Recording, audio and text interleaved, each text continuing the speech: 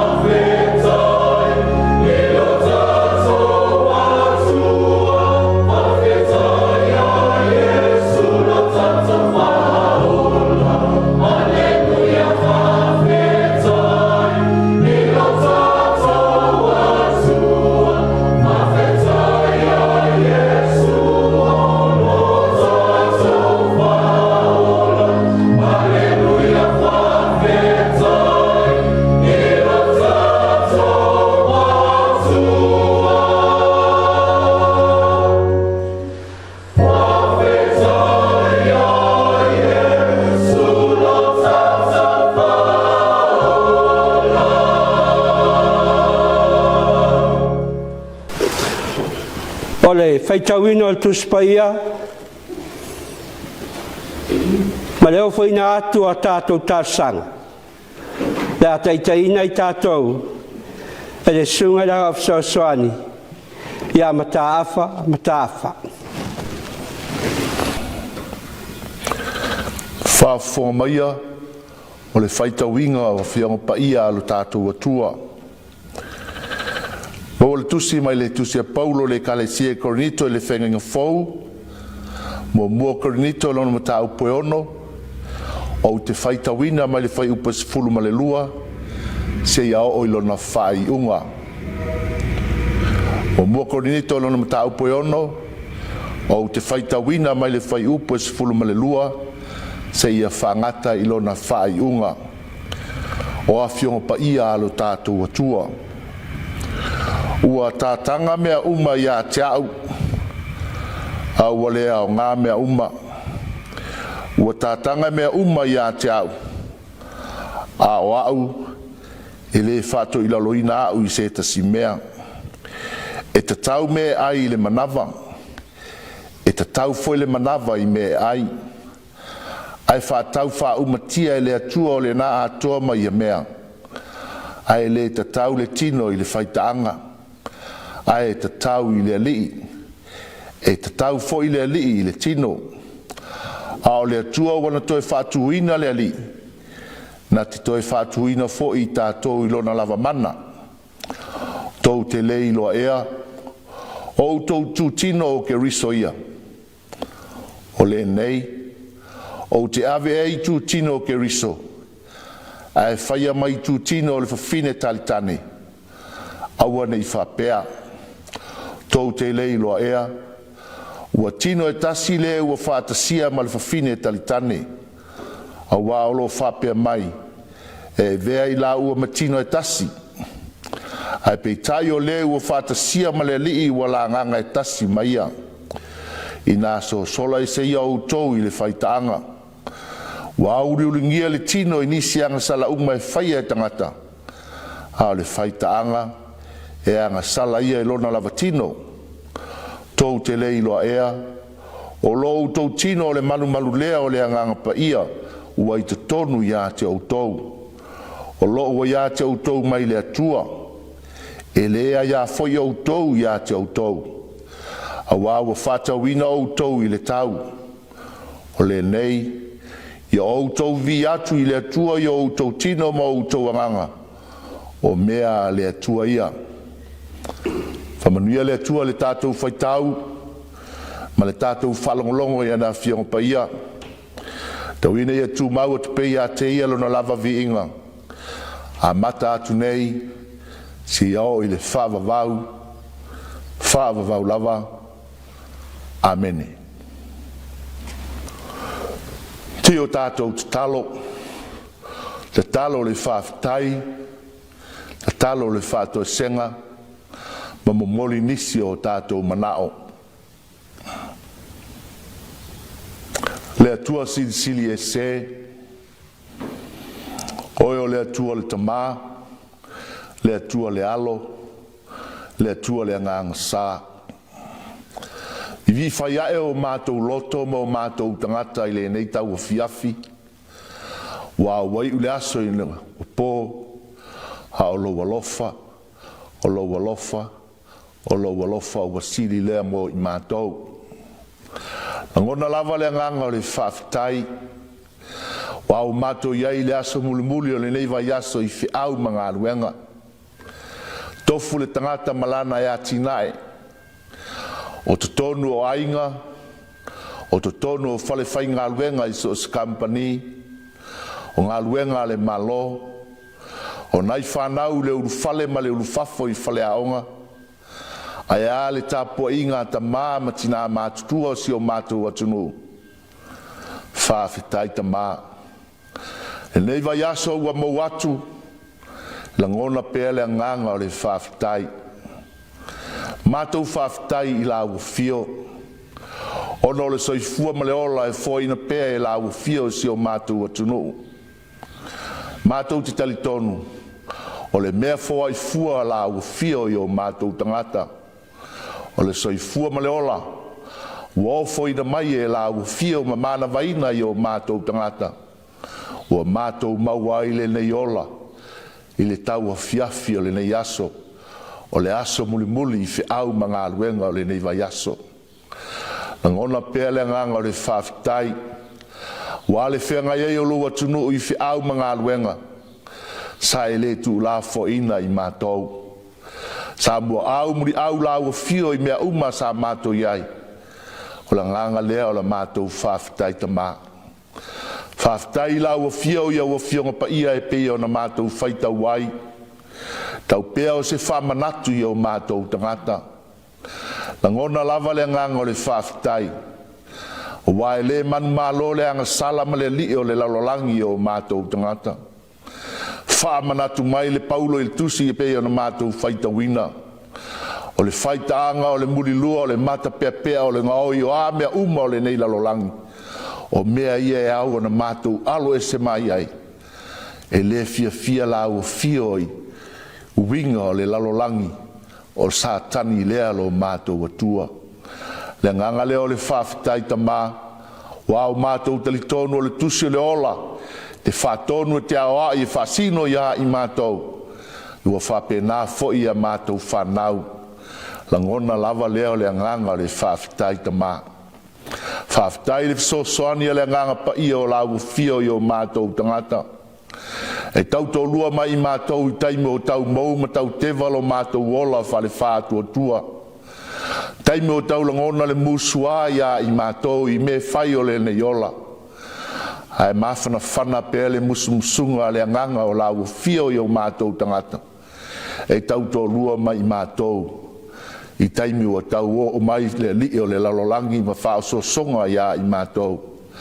ai langona le whaafitai o le musumusunga lea le nganga pa i o la ufio i o mātou tangata ai maiso e ua talitonu ma whaatua tua i la ufio i o mātou whaia mea tonu ma mea silisili e peo na i ele au tū o le nei vai aso, le nei aso i o mātou tū whatasi ma le li mātou te whaia ai ma whaia mea uma lo mātou atua a o mātou tū whatasi ma la ufio e mā mea uma e whaingo fie mea uma i o mātou tangata pea au ai mala ua fio i o mātou tangata o le mātou whaafitai ta mai lo whaolotanga i lo alo pelo Iesu ke riso na o foi na mailo na soifua mo i mātou i o mātou maua le ola atali o le ola nei le nganga fso soani o la ua fio i o mātou tangata na uina mai e lo alo pelo Iesu ke riso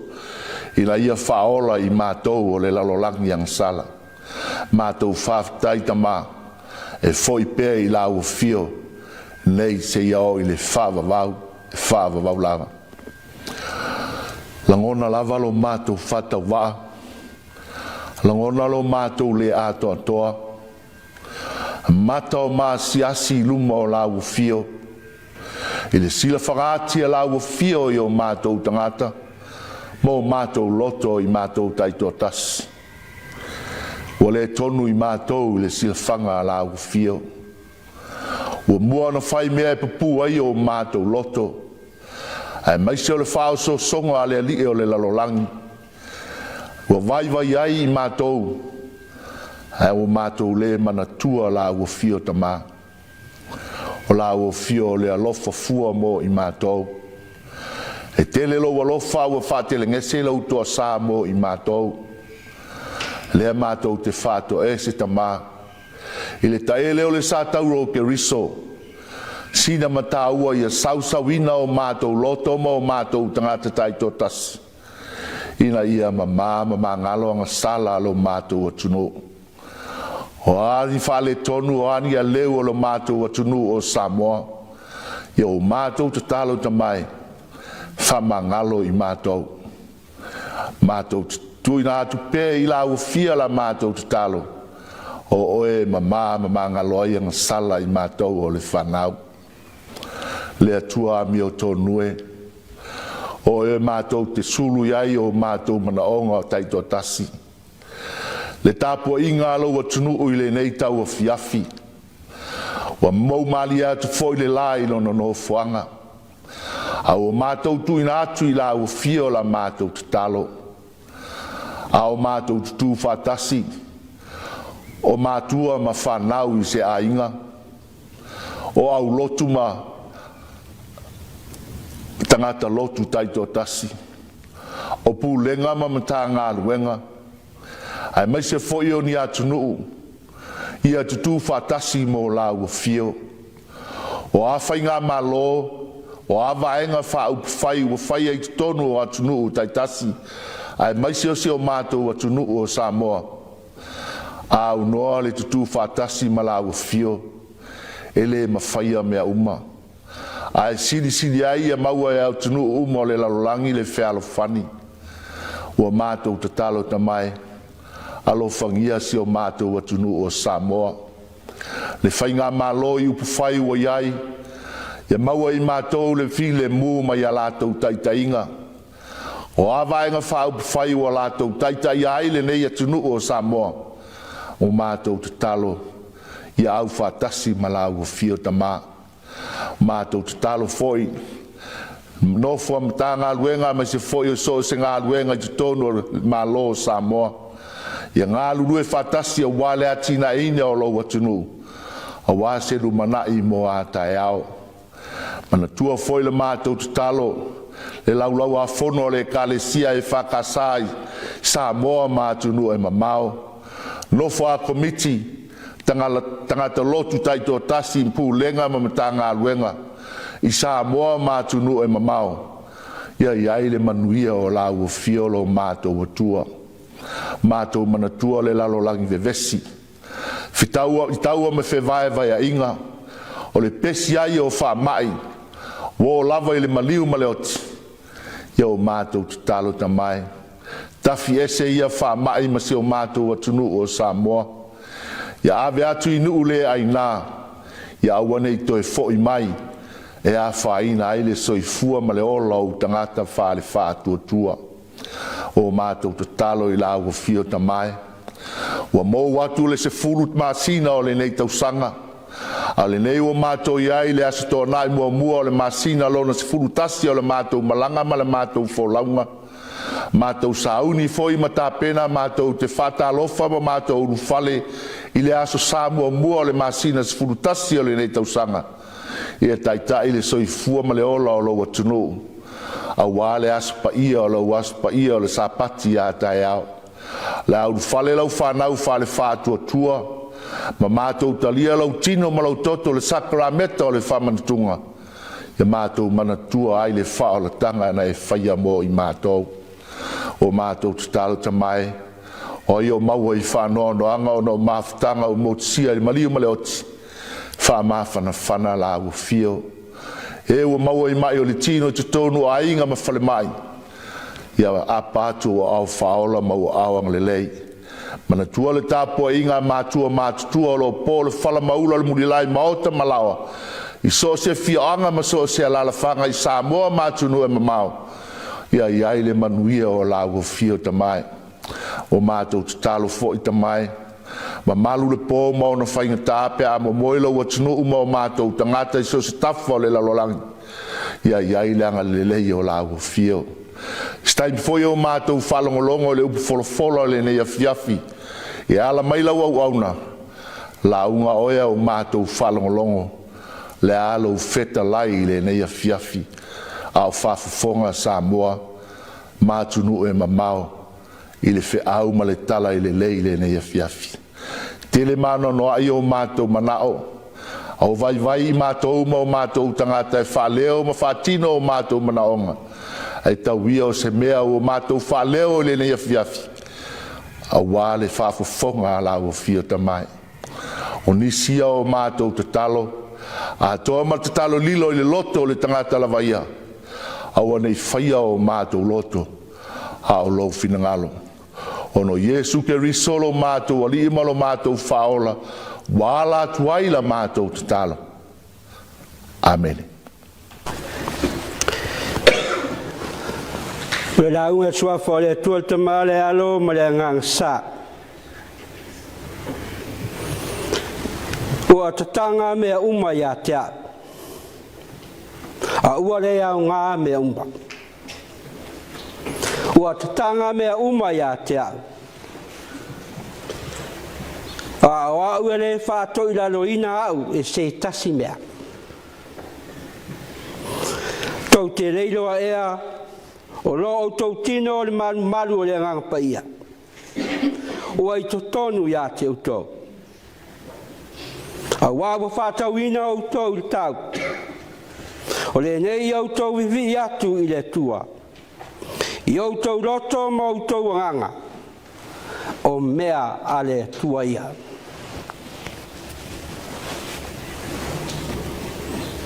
Whāau au pēa. Ia le manatu au tū o le nei fo iaso. Tutu whātasi ma le ali. Sawa wali whātasi ma le ali i teimi uma. Ia pipi mau i le ali.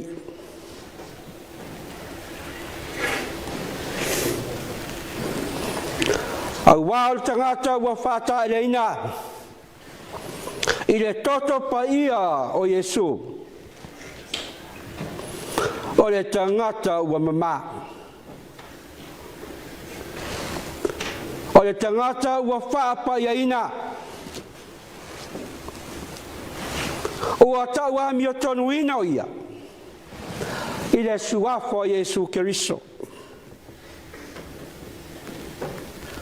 O le tangata ua whanau whauina e le ngangapa ia o le tua. O ia lea, ua ia te ia le alofa tu noa o le tua.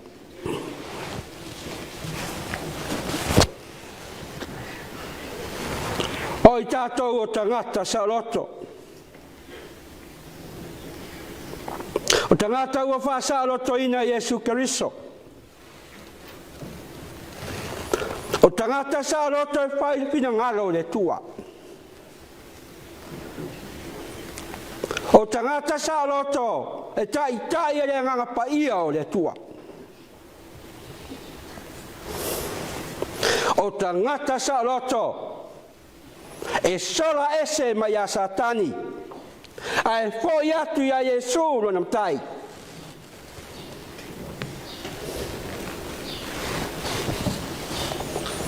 O le mea le te tau ai o na whaia mai whae tete lo tātou saltonga. Aua nei a vea le saltonga e whai maawa no al tino. A wā tangata sa o loto a Keriso.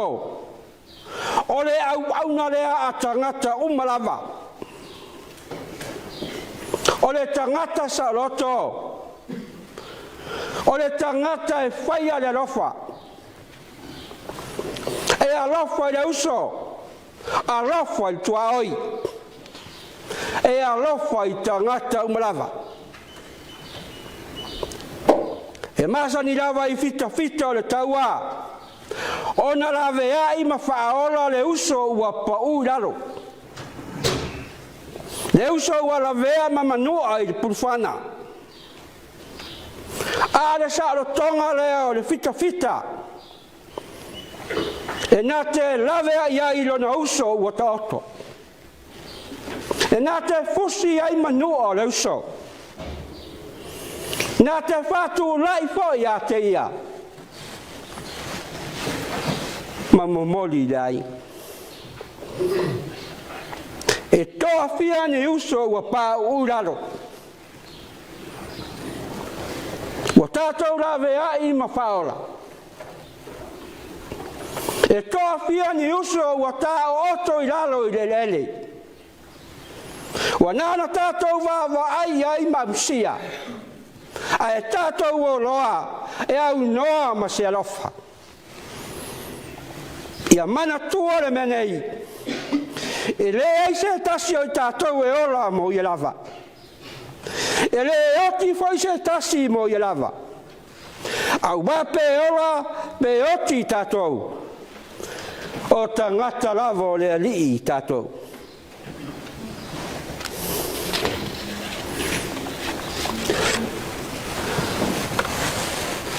So ia te anga le anga I lo uso. Ia whai oe ma whaola I lo uso. A wawa tātou tutu marawa I lomo le tua. Ma tala atu fo I le tua. A tātou a mio ua whai I le lalolangi. O le tuana ia whatuina Iesu Keriso mai le oti ma le tunga mau. O le tua foi na te whatuina o e mau I lona lava mana alofa. O tātou so tanga ma le li e le mawhai o na tanu mia I tunga mau. E suia le tino I le tino fau. Ua fina ngalo I le li. E whatuina tātou. E wha oli ina I tātou umalava. Tātou te vivi ai le tua. E wha le lalo langi fo. E wha le langi. Ona tātou vivi I lo tātou tua. Tau te leiro ea. O lo tau tino o le malu malu o le ngangpaia. O lo I totonu ia te utou. E lea ia foi o utou ia te utou.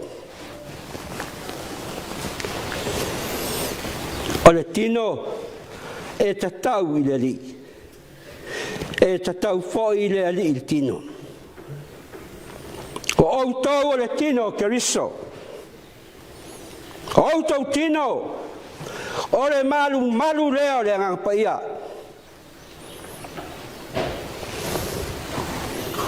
Tu ia le faitanga. So ia le mulilua. Tu ia le angasala. Sola ese. Mai a satani. Ua le anga le malu malu o le tua ia te oema. Ua manongi le anga le fale o le tua ia te oema au ona o tangsala.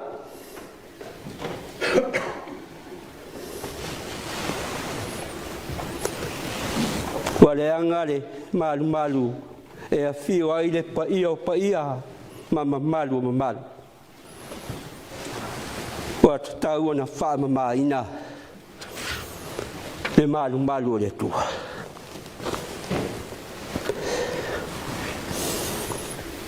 Tala leo le fio mai o Iesu le lalolaki.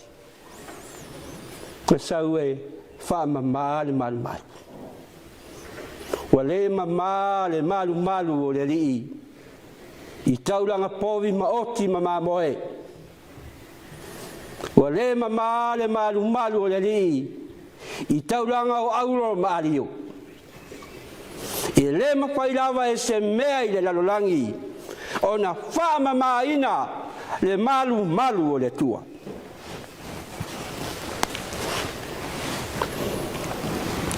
Whai mai a Peteru. Ua le tongi ola I tātou I mea I pala. O le a rio ma le aulo. A le toto tā ua o Keriso. O le tamai ma moe le pōnā le tua. E lea I lava sona ila. O le Keriso lea na ia avatu. I le malu malu o le tua.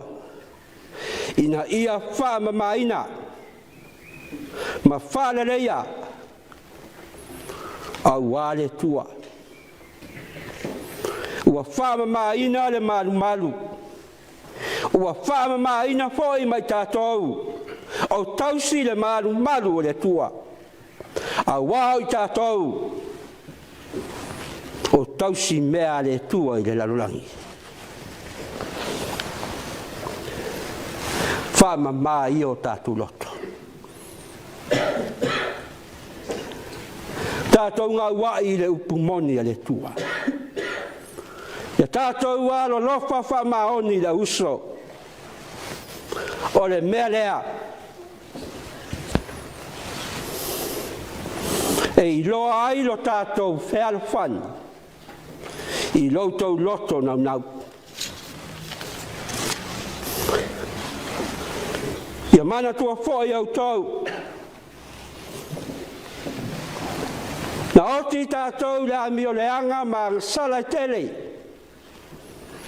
Au tātou sāwa wali ana mua.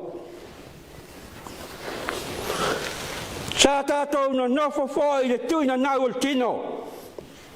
Ma le mafo whau. Sa tātou whaalongo tā whoi. Ma ola I le sala. Na whanau a whoi e tātou o whanaunga le tosa. Na urawa lo tātou whatuatua. A le lofa tele o le tua ia Jesu Keriso. O ia le ana ia whata ele I tātou. I lona toto pa ia. O lea ua whanau mai tātou e le nganga pa ia. Ua whapa ia ina oe maau. E whai maau au na ami o tonu le tua. Ua tātou ofu le ami o tonu a Keriso. Ua whai tātou. Ma tangata matua o le whatuatua.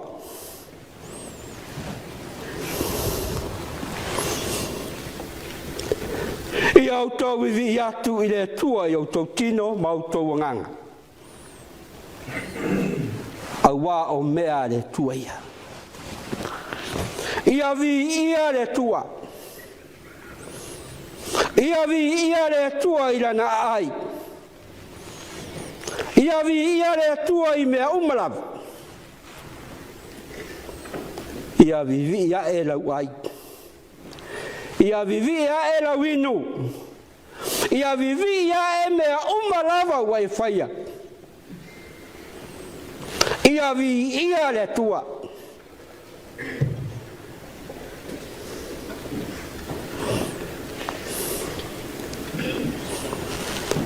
Ole vi ingo le tua o pese tolsum leono. Tātou te whai wai ane saune.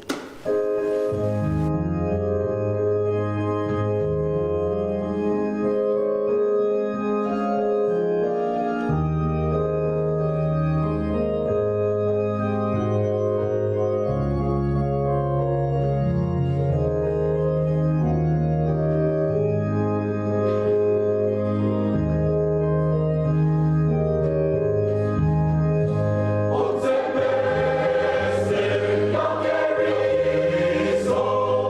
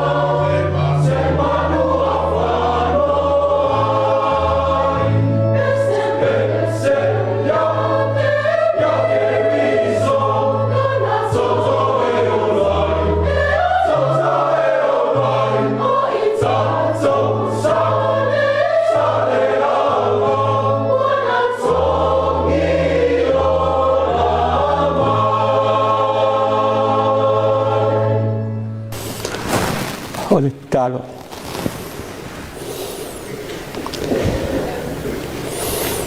Ua ufitia i mātou le pong sāl po. Sāu ni fo i lau au whātua tua e whātā oto moenga. Mātou te talo ia e sāu nia o mātou loto manganga. Au walo aso sā tai au. Ia mātou ulu whale whātasi malau fio. I lau mat. Tumau mai o mātou lunga. Malunga o lau whanau umalawa i le lalulangi. Le manuia ma le file mu o lau a fio. Le atua le tama le alo ma le angangsa. Le io le whavavau lava. Amen.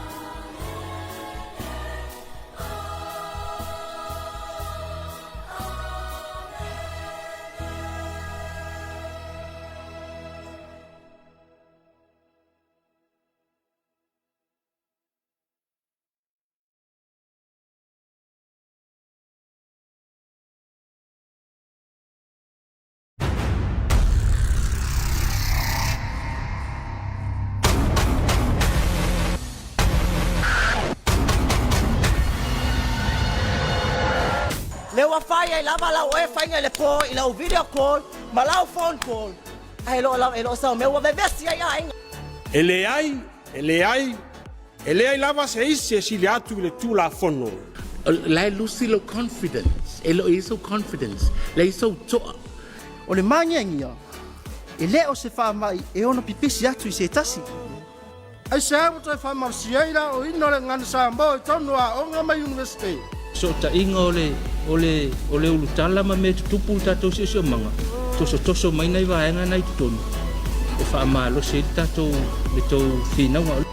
E te tau, ona whaawau ina pea. Le talia o le se lolni fua, o le se full pasene o tina matamaitai.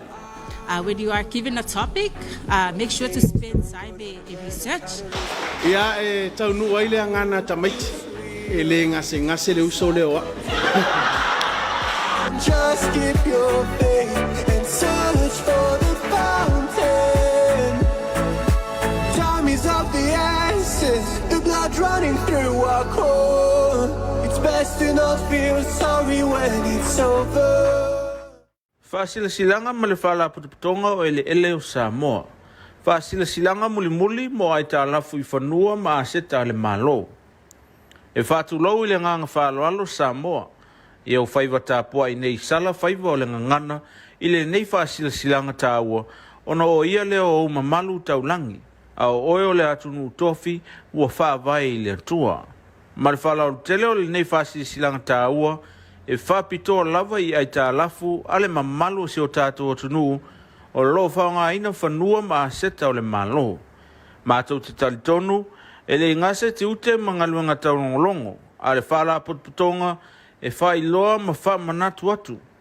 Tūlanga whaingatā o nei ai tālafu.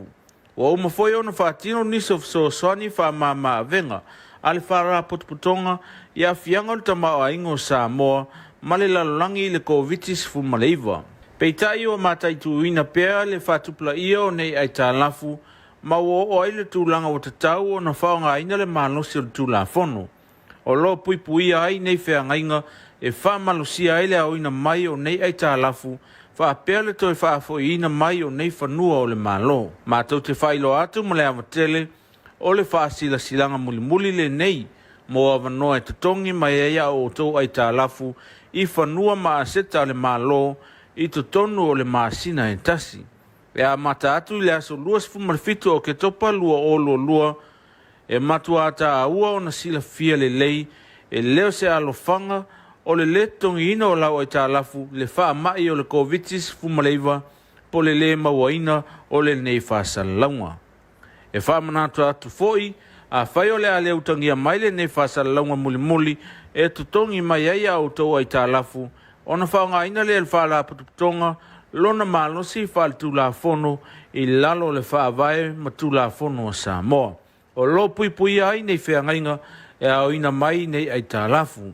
A mai le taimi whatapula ina o le nei whasalaunga ona whatino le whala putonga mō mua. Whasalau ina sao o tau swafa I lunga o ala whasalau uma o lo avanoa I le whala putonga e pei o televise le tioni spepa mau penga te whailangi.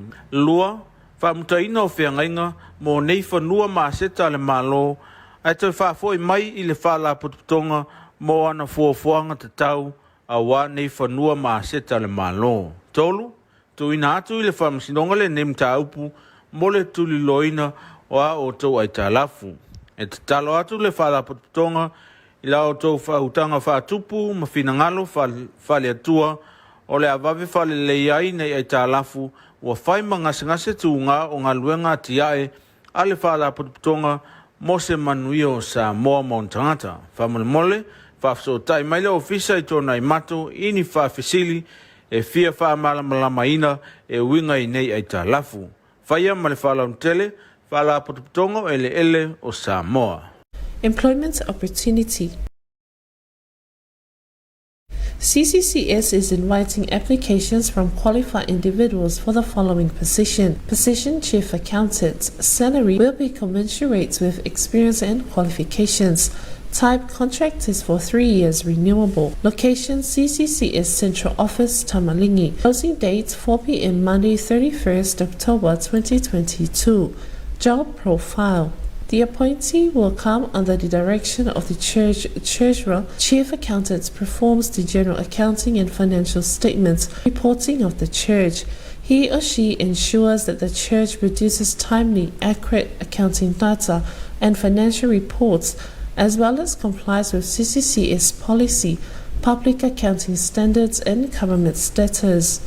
Requirement: must be CA or CPA or partly qualified with a degree majoring in accounting. 3 to 7 years relevant experience, of which the other is of supervisory role. Excellent knowledge of accounting software such as Xero and Attaché is essential. Must be computer literate and experienced in Microsoft applications.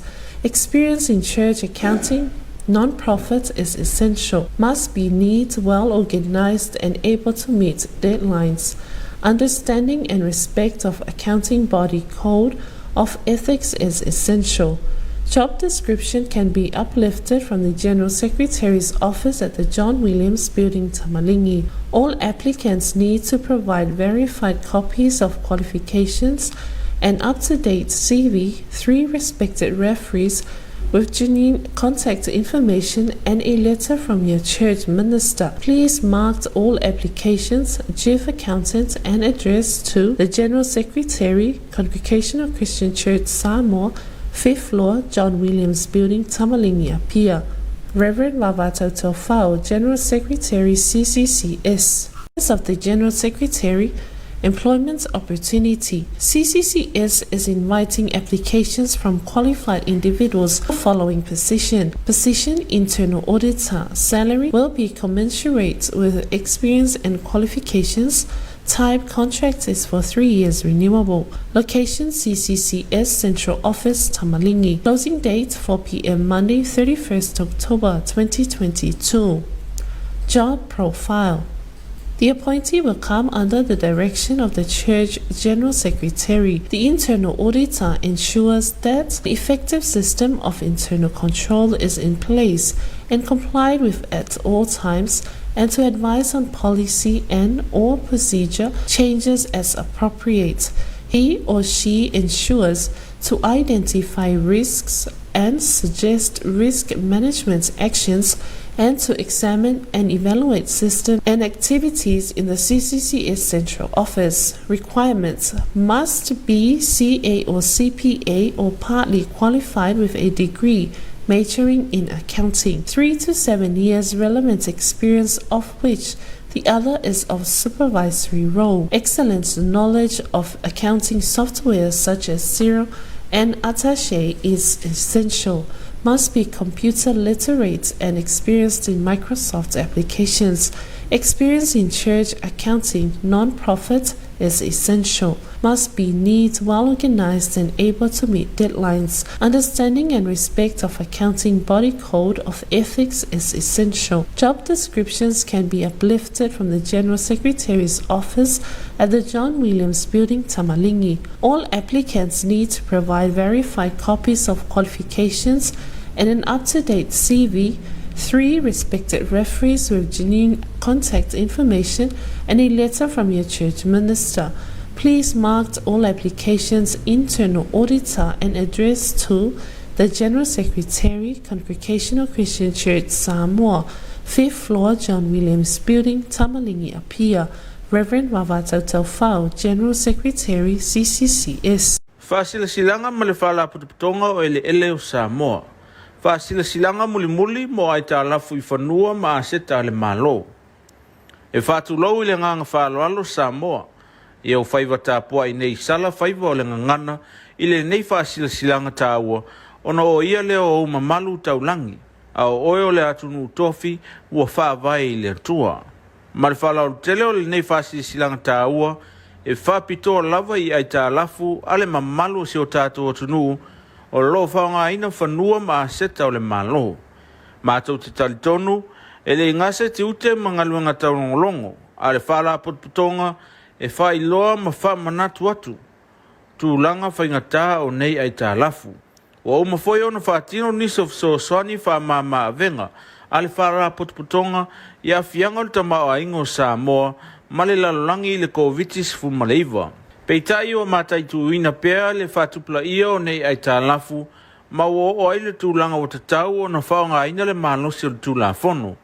O lo pui ai nei whiangainga e whamalosia ai le au ina mai o nei ai tālafu whaapea le toi whaafo ina mai o nei whanua o le malo. Mātou te whailo atu ma le amatele o le whaasila silanga muli le nei mo avanoa e tutongi mai ea o tō ai tālafu i whanua maa seta le malo i tutonu o le maasina e tasi. E a mata atu i le aso luas fumarfitu o ke topa lua o lua e matua ata a ua o na sila fia le lei e leo se alofanga o le letongi ina o lau ai tālafu le wha mai o le COVID-19 fumaleiva po le mawaina o le nei whaasalaunga. E wha manatu atu foi a whai o le ale utangia mai le nei whaasalaunga muli e tutongi mai ai au tau ai tālafu o na whaonga ina le whaala putuputonga lona malosi whaal tūlafono i lalo le whaavae ma tūlafono a Samoa. O lo pui ai nei whiangainga e au ina mai nei ai tālafu. A mai le taimi whaatapula ina o le nei whaasalaunga o na whaatino le whaara putuputonga mō mua. Whaasalalau ina sao o tau swafa i lunga o ala whaasalalau uma o lo avanoa i le whaala putuputonga e pei o televise le tioni spepa mau penga te whailangi. Lua, whaamutaina o whiangainga mō nei whanua maaseta le malo ai toi whaafoi mai i le whaala putuputonga mō ana fuafuanga te tau a wā nei whanua maaseta le malo. Tolu, tu ina atu i le whaamasinonga le nem ta upu mo le tuli loina o a o tau ai tālafu. E te talo atu le whaala putuputonga i la o tau whautanga whaatupu ma whinangalo whale atua o le avave whale lei ai nei ai tālafu ua whai ngase tu ngā o ngā luenga tiae a le whaala putuputonga mo se manuio Samoa Montangata. Whamole, whafso tai maile ofisa i tōna i mato ini whawhisili e fia whamalama ina e winga i nei ai tālafu. Whaia ma le whalautele, whaala putuputonga ele o Samoa. Employment opportunity. CCCS is inviting applications from qualified individuals for the following position. Position Chief Accountant. Salary will be commensurate with experience and qualifications.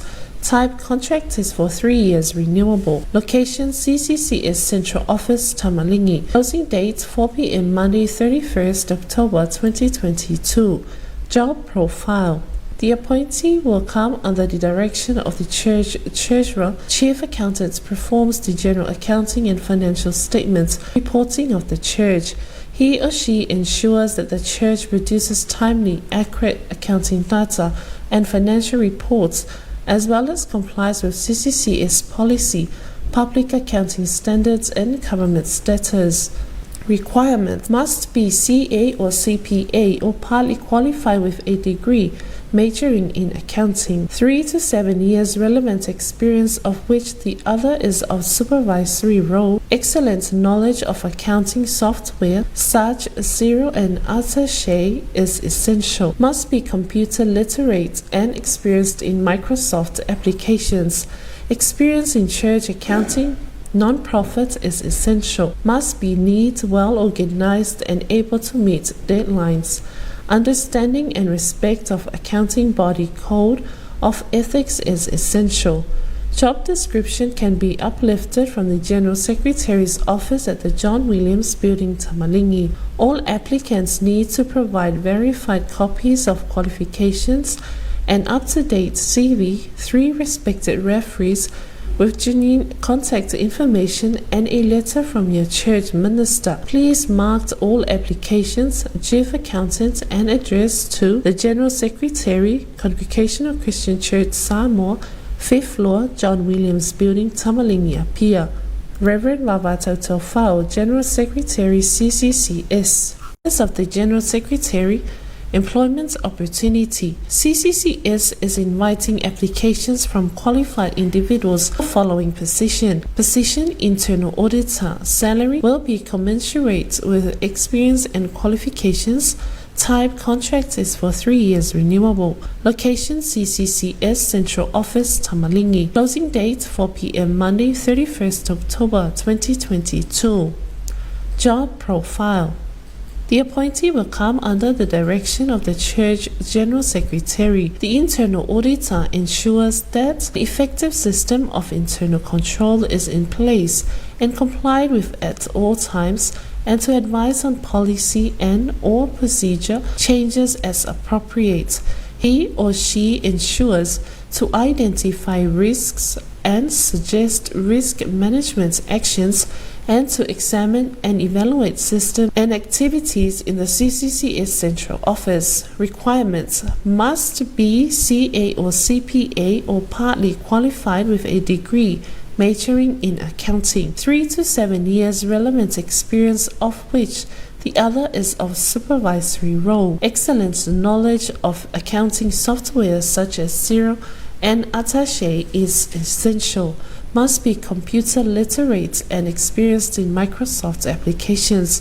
Experience in church accounting, non-profit is essential. Must be neat, well organized, and able to meet deadlines. Understanding and respect of accounting body code of ethics is essential. Job descriptions can be uplifted from the General Secretary's office at the John Williams Building, Tamalingi. All applicants need to provide verified copies of qualifications and an up-to-date CV, 3 respected referees with genuine contact information, and a letter from your church minister. Please mark all applications internal auditor and address to the General Secretary, Congregational Christian Church, Samoa, 5th floor, John Williams Building, Tamalingi, Apia. Reverend Wavato Taufao, General Secretary, CCCS. Samoa has the Occupational and Safety Act 2002.